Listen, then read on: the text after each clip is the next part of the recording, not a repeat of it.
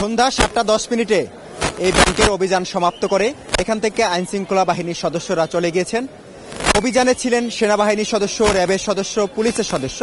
আমরা পুলিশের বিশেষায়িত সদস্যরাও দেখেছি, বিশেষ করে কাউন্টার টেররিজমের সদস্যদের দেখেছি। আমরা বোমা ডিসপোজাল ইউনিটকে এখানে দেখেছি।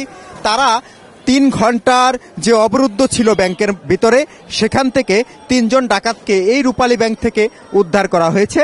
এবং আইন শৃঙ্খলা বাহিনীর একটি সবচেয়ে বড় সাফল্য হচ্ছে যে কোনো ধরনের রক্তপাত ছাড়া এবং সহিংসতা ছাড়াই 3 ডাকাতকে তারা আত্মসমর্পণ করতে বাধ্য করতে পেরেছেন। এটা তাদের একটি বড় সফলতা। আমরা আইন শৃঙ্খলা বাহিনীর ঊর্ধ্বতন কর্তৃপক্ষের সঙ্গে কথা বলেছি, আমরা জানার চেষ্টা করেছি, বোঝার চেষ্টা করেছি কিভাবে কোন প্রক্রিয়ায় তাদেরকে আত্মসমর্পণ করানো হয়েছে। আমাদেরকে আইন শৃঙ্খলা বাহিনীর সদস্যরা জানিয়েছেন যে তাদের সাথে আলোচনার মাধ্যমে একটি সমাধান হয়েছে। অর্থাৎ তাদের যে দাবি ছিল যে তাদেরকে 15 লাখ টাকা দিতে হবে এবং তাদেরকে অন্য কোনো তাদের বিরুদ্ধে ব্যবস্থা নেওয়া হবে না, সেই ব্যাপারে তাদের সাথে কথাবার্তা বলে একটি সমঝোতায় পৌঁছে আইন শৃঙ্খলা বাহিনী কৌশল অবলম্বন করে কিন্তু তাদেরকে গ্রেপ্তার করেছে এবং গ্রেপ্তার করে তাদেরকে হেফাজতে নিয়ে গিয়েছেন।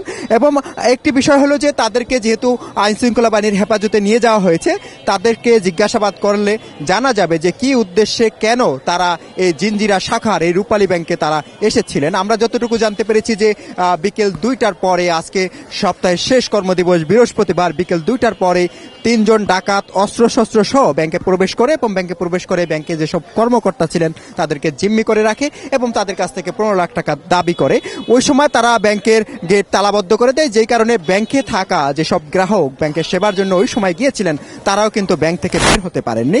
এরপরে যখন আইন শৃঙ্খলা বাহিনীর সদস্যরা এখানে আসেন, আইন শৃঙ্খলা বাহিনীর উপস্থিতি টের পেয়ে এই 3 সদস্যের সাথে আরও একটি চক্র ব্যাংকের আশপাশে ও বাহিরে অবস্থান করছিলেন, তারা পালিয়ে যান, যার কারণে শৃঙ্খলা বাহিনী তাদের আর ধরতে বা শনাক্ত করতে পারেননি। তবে আমরা যতটুকু জেনেছি যে আইন শৃঙ্খলা বাহিনীর সদস্যরা ওই 3 ডাকাতকে তাদের হেফাজতে নেওয়ার পরে তারা ব্যাংকের শাখায় প্রবেশ করেছেন এবং ব্যাংকের ভিতরে তারা যে এখানে যে সিসি ক্যামেরার ফুটেজ রয়েছে ব্যাংকে, তারপরে অন্যান্য যে সমস্ত ডিভাইস রয়েছে সেই সমস্ত আলামত তারা যাচাই বাছাই করছেন এবং করে তারা বোঝার চেষ্টা করছেন যে কোন প্রক্রিয়া এসেছিল, কেন এসেছিল, বিষয়টি পূর্ব পরিকল্পিত কিনা। কারণ এখানে যারা স্থানীয় কেরানীগঞ্জবাসী রয়েছেন তাদের কাছে বিষয়টি একটু কঠিন লাগছে যে একটি জনবহুল এলাকা, কেরানীগঞ্জের মতো একটি গুরুত্বপূর্ণ জায়গা, ঢাকা শহরের অদূরে, সেখানে প্রকাশ্য দিবালোকে এভাবে দুপুরবেলা 3 জন ডাকাত অস্ত্রশস্ত্র নিয়ে একটি ব্যাংকে উঠে ব্যাংকের কর্মকর্তাদের জিম্মি করবেন, এই বিষয়টি তারা সহজভাবে নিতে পারছেন না। এবং তাদের কাছে একটি প্রশ্ন জেগেছে যে আইন শৃঙ্খলা বাহিনীর এখানে কি ধরনের গোয়েন্দা তৎপরতা আরও বাড়ানো উচিত, কারণ আরও ব্যাংক রয়েছে আশপাশে। এই ধরনের মেসেজ যদি অন্য ব্যাংকে ছড়িয়ে পড়ে তাহলে গ্রাহকদের মধ্যে, বিশেষ করে ব্যাংক কর্মকর্তা এবং গ্রাহক যারা একটু টাকা উত্তোলন করতে যাবেন বা টাকা জমা দিতে যাবেন তাদের মধ্যে কিন্তু একটা আতঙ্ক কাজ করবে। সুতরাং তারা চাচ্ছেন যে এমন একটা নিষিদ্ধ নিরাপত্তা তৈরি করা হোক যেন তারা নির্ভয়ে এই নতুন বাংলাদেশে তারা চলাফেরা করতে পারেন।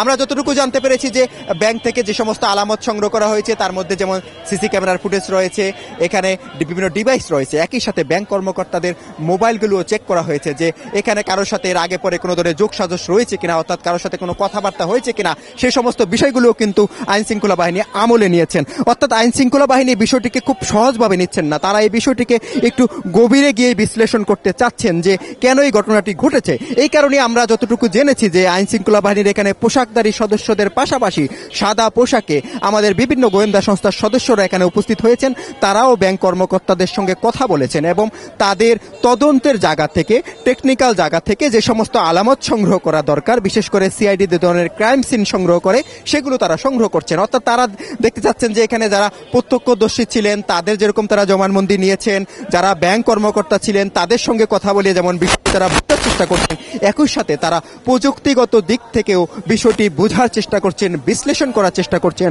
যে আসলে কি হয়েছিল যে সপ্তাহের শেষ কর্মদিবসে ঢাকা শহরের অদূরে এই দক্ষিণ কেরানীগঞ্জ থানার সুবাড্ডা ইউনিয়নের এই একটি গুরুত্বপূর্ণ ব্যাংক, সরকারি ব্যাংক, রাষ্ট্রায়ত্ত ব্যাংক, রূপালী ব্যাংক, এই ব্যাংকে প্রকাশ্যে 3 জন ডাকাত এলেন এবং এই 3 ডাকাতের সাথে আরও কোনো চক্র জড়িত ছিল কিনা, তাদের কোনো মাস্টার মাইন্ড রয়েছে কিনা এবং তারা এই দুঃসাহস কিভাবে দেখালেন, সেই সব বিষয়গুলোই নিয়ে কিন্তু এখানে আইন শৃঙ্খলা বাহিনী কাজ করছে। এবং এই বিষয়ে যেহেতু এখন আইন শৃঙ্খলা বাহিনী আমাদের আনুষ্ঠানিকভাবে কোনো ব্রিফ করেননি, আমরা যেটি আশা করছি যে আইন শৃঙ্খলা বাহিনী যে ডাকাতদের ধরে নিয়ে গেছেন তাদের বিরুদ্ধে মামলা রুজু করা হবে এবং তাদেরকে প্রাথমিক জিজ্ঞাসাবাদ করা হবে। জিজ্ঞাসাবাদ শেষে আগামীকাল তাদেরকে আদালতে সোপর্দ করা হবে এবং আদালতের মাধ্যমে রিমান্ডে নিয়ে হয়তো তাদের থেকে আরও বিস্তারিত তথ্য জানা যাবে। সেই প্রক্রিয়ায় আইন শৃঙ্খলা বাহিনী আগাচ্ছেন, তবে গণমাধ্যমের কাছে তারা এই বিষয়ে বিস্তারিত হয়তো বা আগামীকাল আনুষ্ঠানিক সংবাদ সম্মেলনের মাধ্যমে জানাতে পারেন বলে আমরা জানতে পেরেছি। এই হচ্ছে আমার কাছে কেরানীগঞ্জের রূপালী ব্যাংকের সামনে সবশেষ খবর।